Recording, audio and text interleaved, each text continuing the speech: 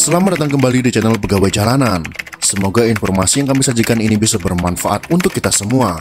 Silahkan kalian simak video ini agar kalian bisa menangkap informasi yang kami sajikan. Selamat menonton.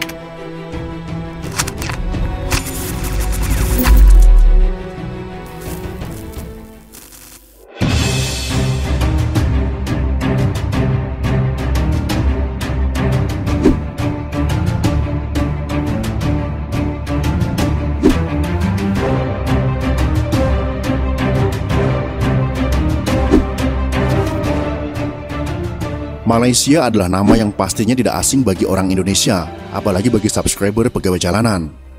Malaysia adalah nama dari negara tetangga terdekat Indonesia di sebelah utara. Ada dua wilayah utama yang menyusun Malaysia, yaitu Semenanjung Malaya dan Kalimantan bagian utara. Dalam perjalanan sejarahnya, ternyata Malaya nyaris menjadi negara komunis kalau saja darurat Malaya berakhir dengan kemenangan pihak pemberontak yang berhaluan komunis. Ternyata kurang lebih dengan sejarah perpolitikan negara kita, sama-sama tidak cocok dengan ideologi kiri tersebut. Apa itu darurat Malaya? Dan mengapa darurat Malaya berpotensi melahirkan negara komunis di Semenanjung Malaya? Darurat Malaya atau darurat Tanah Melayu adalah konflik bersenjata di Malaya yang terjadi antara kelompok pemberontak Partai Komunis Malaya atau PKM melawan militer Inggris yang dibantu oleh militer daerah-daerah persemakmurannya. Konflik tersebut berlangsung pada tahun 1948 hingga tahun 1960, di mana asal-muasal konfliknya bermula dari perbedaan pendapat mengenai sistem pemerintahan di Malaya. Pasca berakhirnya konflik, Malaya sempat memasuki periode damai, sebelum kemudian pemberontakan komunis meletus kembali pada tahun 1968. Malaya adalah sebutan untuk daerah di Semenanjung Malaya, yang hampir seluruh penduduknya berasal dari etnis Melayu. Sejak abad ke-19, wilayah Malaya berada di bawah kendali Inggris. Untuk memudahkan kontrol Inggris atas Malaya, Inggris membiarkan sultan-sultan Melayu berkuasa selama mereka mau bekerja sama dengan Inggris. Tujuan Inggris menguasai Malaya sendiri adalah untuk mengeksploitasi sumber-sumber daya alamnya, terutama karet dan timah. Supaya Inggris bisa memiliki jumlah tenaga kerja yang cukup untuk menggarap perkebunan karet dan pertambangan timahnya, Inggris lalu mengimpor orang-orang beretnis Cina dan India ke wilayah Malaya. Sebagai akibatnya, terjadi perubahan komposisi kependudukan yang signifikan di Malaya. Jika pada tahun 1800-an, etnis Melayu menyusun 90% dari total penduduk Malaya, maka pada tahun 1911, persentasenya menurun menjadi tinggal 60%. Masing-masing etnis cenderung hidup berkotak-kotak, sehingga muncullah benih-benih fanatisme etnis sekaligus rasa antipati kepada etnis lainnya. Pada tahun 1941, Malaya diserbu dan dikuasai oleh Jepang. Sebagai respon atas gaya penjajahan Jepang yang terkesan brutal, perlawanan pun muncul dari penduduk setempat. Salah satu kelompok perlawanan tersebut adalah Malayan People's Anti-Japanese Army, atau Tentara Anti-Jepang Rakyat Malaya, yang memiliki hubungan dekat dengan Partai Komunis Malaya. Organisasi politik berhaluan sayap kiri yang mayoritas anggotanya berasal dari etnis Tionghoa. Pada tahun 1945, Perang Dunia II berakhir dengan kekalahan Jepang dan Malaya pun kembali dikuasai oleh Inggris. Inggris lalu mengubah sistem pemerintahan Malaya menjadi daerah serikat, sekaligus mengebiri status politik dari kesultanan-kesultanan lokal. Inggris juga memberikan status kewarganegaraan dan hak politik yang setara untuk semua orang kelahiran Malaya tanpa memandang latar belakang etnisnya. Pendirian Serikat Malaya lantas mengundang rasa tidak suka dari komunitas Melayu setempat yang merasa hak-hak istimewanya diusik dan khawatir akan berada di bawah bayang-bayang etnis Cina serta India di tanah airnya sendiri.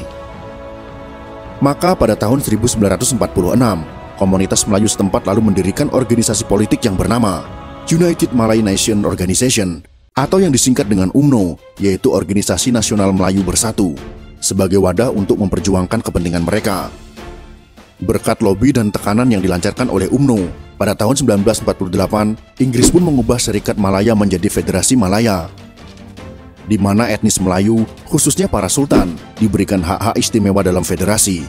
Tindakan Inggris tersebut ternyata ganti menuai rasa tidak suka dari PKM yang menginginkan negara merdeka dengan hak politik setara untuk semua penghuninya dengan bermodalkan sisa-sisa anggota MPAJA.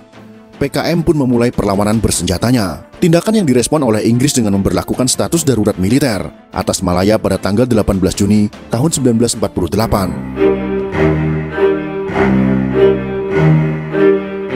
Partai Komunis Malaya atau PKM memiliki 3 fase utama dalam perjuangan bersenjatanya, yaitu menyerang sektor ekonomi di daerah terpencil untuk memaksa para penghuninya melarikan diri ke kota, menjadikan daerah terpencil tersebut sebagai markas sekaligus arena perekrutan anggota baru, dan melakukan serangan ke kawasan padat penduduk serta jalur rel kereta api.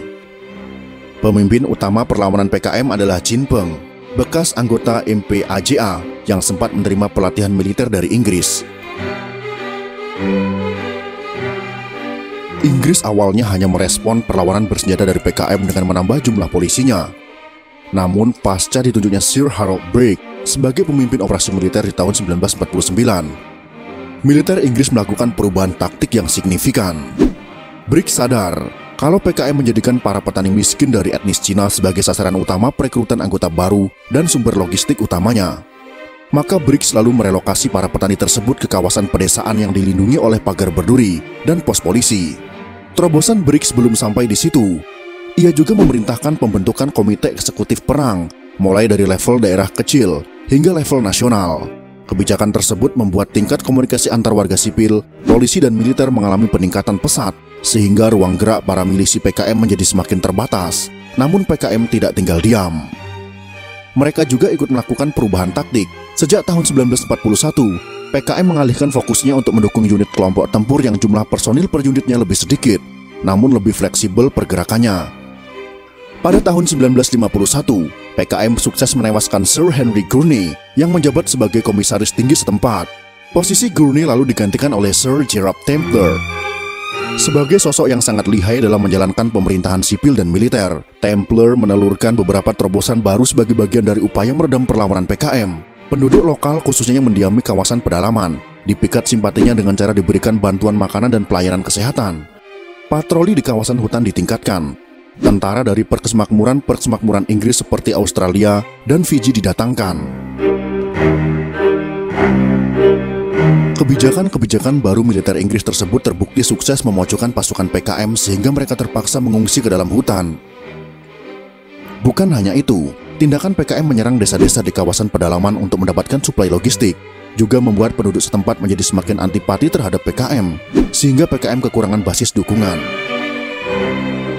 Pada tahun 1955, PKM akhirnya bersedia melakukan perundingan dengan Inggris, namun perundingan tersebut gagal membawa kesepakatan bersama dan konflik tetap berlanjut.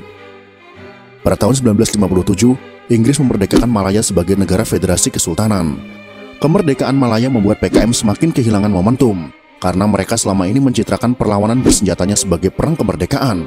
Pada tahun 1960, menyusul semakin berkurangnya intensitas kekerasan bersenjata, pemerintah Malaya menyatakan kalau status darurat militer di wilayahnya secara resmi sudah berakhir. Pasukan PKM yang masih tersisa pun bersembunyi di perbatasan Malaya dan Thailand, sementara Chin Peng selaku pemimpin PKM melarikan diri ke Cina. Darurat Malaya membawa kerugian yang tidak sedikit bagi pihak Inggris dan Malaya.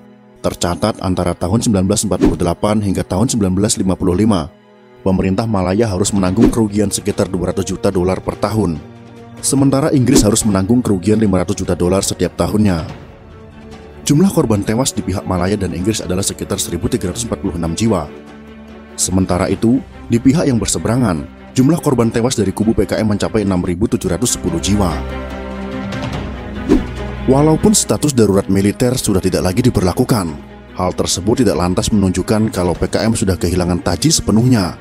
Pada tahun 1968, PKM memulai kembali pemberontakan bersenjatanya dalam skala yang lebih kecil.